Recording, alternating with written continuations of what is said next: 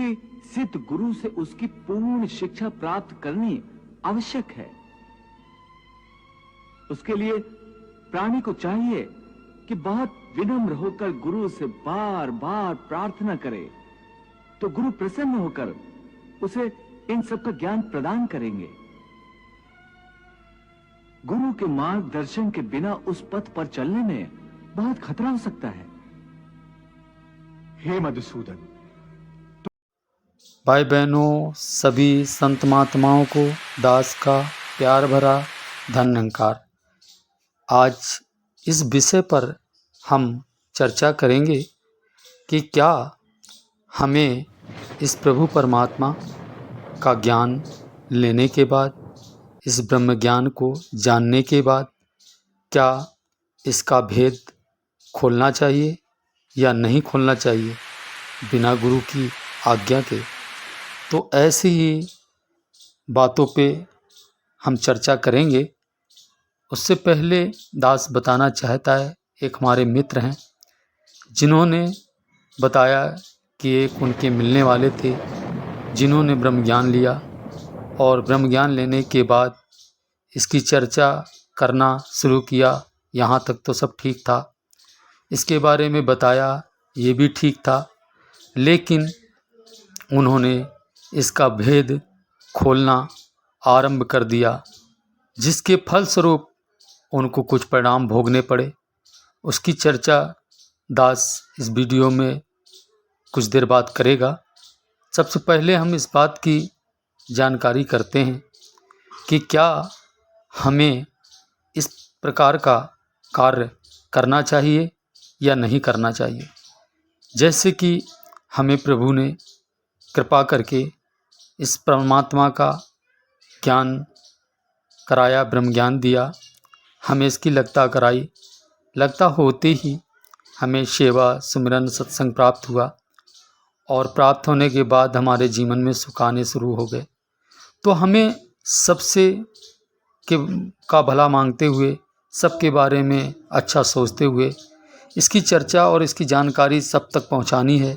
ये बात तो ठीक है, क्योंकि जिस कृपा के पात्र हम बन पाए हैं, जो कृपा मालिक ने हम पर की है, ऐसी ही कृपा सब पर हो जाए, इसके लिए हमें इसके बारे में सबको जानकारी देनी है। यहाँ तक तो उचित है, लेकिन जो कार्य हजूर ने हमें मना किया है उस कार्य को हम कर लें, ये तो गलत है। ये तो फिर बहुत ही गलत है, क्योंकि हमें हजूर ने ये बताया है कि ये तुम्हारा ईश्वर है, इसे देखो और इससे बातें करो, इसके साथ अपना सुख दुख बांटो और इससे काम लो, और इसके साथ घुल मिलकर जीवन को जियो और सुखमय जीवन, आनंदमय जीवन जियो। और समस्त संसारवासियों को, जो भी भाई बहन तुम्हारे संपर्क में हैं, उन्हें भी जानकारी दो कि राम नाम का जो धन है वो आज लुटाया जा रहा है, इसे प्राप्त कर लो। ये सारी चर्चाएं तो हमें करने को ठीक है, हमें करना भी चाहिए, लेकिन हमें ऐसा कार्य नहीं करना चाहिए जिसके लिए हजूर ने मना किया है। जैसे कि हम किसी स्कूल में पहले दिन ही दाखिला लेते हैं और पहले दिन ही हम जाकर उस स्कूल के ऐसा कौन सा पाठ पढ़ लेंगे कि हम दूसरे दिन जाकर शिक्षक बन जाएंगे और शिक्षक की तरह हम और बच्चों को पढ़ाना शुरू कर देंगे। अरे, हम इतना कर सकते हैं कि हम स्कूल की प्रशंसा कर सकते हैं, टीचरों के बारे में बता सकते हैं लोगों को कि वहाँ पर इतने टीचर हैं, वहाँ का स्कूल बहुत अच्छा बना है और वहाँ पर सुविधाएं बहुत अच्छी हैं। ऐसी जानकारियाँ हम लोगों तक पहुँचा सकते हैं। लेकिन जो शिक्षा हमें टीचर ने दी, वो शिक्षा हम और बच्चों को दे पाएँ, इस लायक हम नहीं बन पाएंगे। एक दिन में हम क्या पढ़ लेंगे ऐसा। इसी प्रकार से हमें ये ब्रह्म ज्ञान प्राप्त हुआ, तो हम एक दिन में इस योग्य नहीं हो सकते हैं कि इस ब्रह्म ज्ञान को पाने के बाद इसका भेद हम खोल पाएँ। हाँ, इसके बारे में बता सकते हैं कि परमात्मा ऐसा है, ये परमात्मा पाने के बाद हमारे जीवन में ये सुख आया है, हमको ये मिला है, हमारे दिशा बदल गई, हमारी दशा बदल गई, हमारे जीवन में खुशियाँ आ गई। ऐसी चर्चाएं हम कर सकते हैं, ऐसी चर्चाएं हम औरों को भी बता सकते हैं कि इस जगह पे ये ब्रह्म ज्ञान लखाया जाता है। ये हमारे सद्गुरु हैं, इनकी कृपा से हमें मिलता है और ऐसे ऐसे गुरसिखों का साथ हमें प्राप्त होता है। ऐसी चर्चाएं हम कर सकते हैं, लेकिन हम किसी के सामने इसका भेद नहीं खोल सकते, क्योंकि हमें साहिब ने आज्ञा नहीं दी है। तो दास के कहने का भाव मात्र इतना है कि बिना गुरु के हम कोई भी कार्य ना करें। जैसे कि पवित्र ग्रंथ में कहा गया है कि बैठ सुनार के पास कोई, एक दिन गहने नहीं बना सकता। शिष्य योग्य हो चाहे जितना, शिक्षक नहीं कहला सकता। जो है स्वयं शिष्य अभी तक, वह कैसे शिक्षा दे पाएगा। पूरी शिक्षा हो जब उसकी, औरों को तभी पढ़ाएगा। भेद प्रभु का जो बतलाया, तनिक मात्र भी डोलो ना। कह अवतार या पंचम प्रण है, बिन गुर आज्ञा खोलो ना। हमसे बाबा अवतार जी ने ये स्पष्ट शब्दों में कहा है 5वें प्रण में कि हम एक दिन सुनार की दुकान में बैठ जाएंगे तो हम सुनार की तरह परपक्व नहीं हो जाएंगे।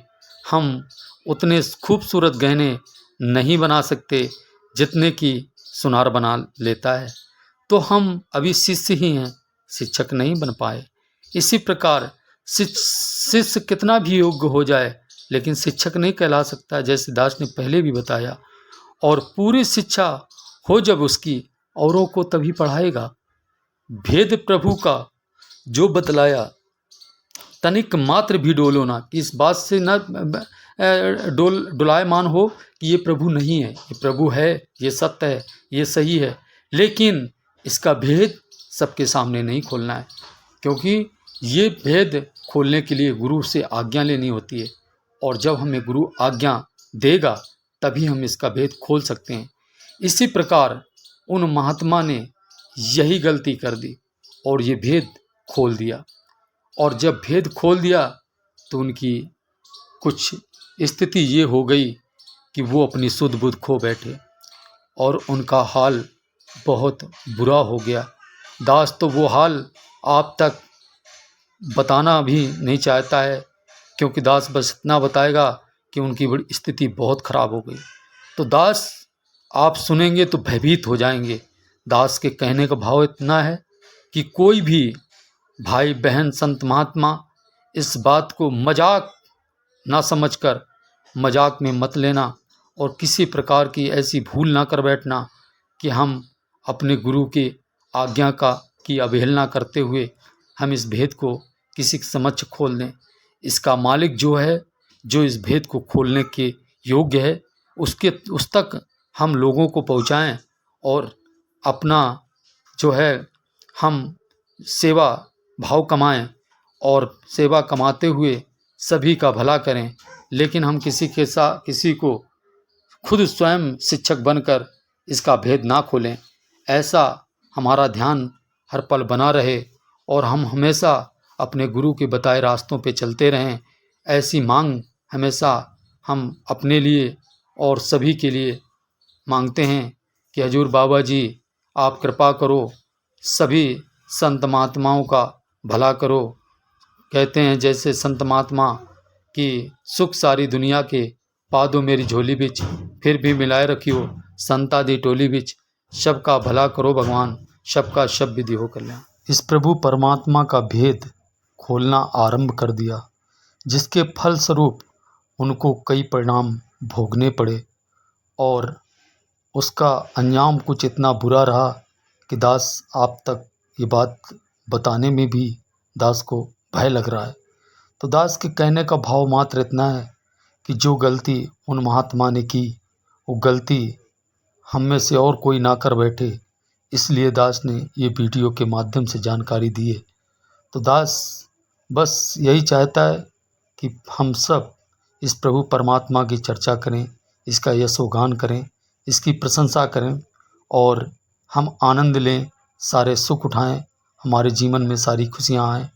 लेकिन हम वो कोई कार्य ना कर बैठे जिसे गुरु ने हमारे मना किया है। तो फिर दास और अधिक शब्दों का सहारा ना लेते हुए अंत में बस यही कहेगा कि सबका भला करो भगवान, सबका सब विधि हो कल्याण, सुख सारी दुनिया की पा दो मेरी झोली बिच, फिर भी मिलाए रखियो संत आदि टोली बिच। प्यार से कहिए धन्यवाद।